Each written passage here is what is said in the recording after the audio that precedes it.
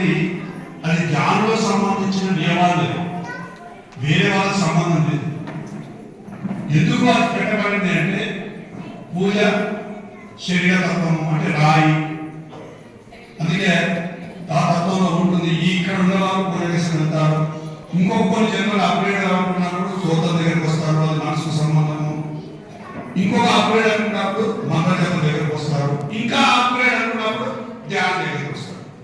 అంతే తప్ప ఇది ఏం తప్పు కాదు. ఇక్కడి నుంచే ఇక్కడికి వస్తాడు, ఇది లేకుండా ఇక్కడికి ఎవరు భూమి మీద రాడు. అందుకే మన దగ్గర ఎన్నో రోజుల నుంచి జరుగుతుంది. ఇంట్లో అది సాంప్రదాయం అనుకోండి, కొంతమంది సెంటిమెంట్, అది గౌరవించి అది వాళ్ళ ఇష్టం. అనుగురించే ప్రతి ఒక్కరిని గౌరవించాలి, ప్రతి ఒక్కరి ఆచార వ్యవహారాలను గౌరవించాలి.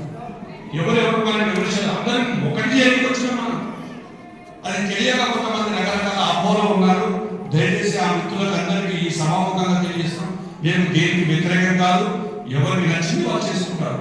మా దగ్గర ఎక్కడైనా రండి, ఇక్కడ ప్రతి ఆశ్రమంలో అమ్మవారిని కానీ రకరకాల శివుడిని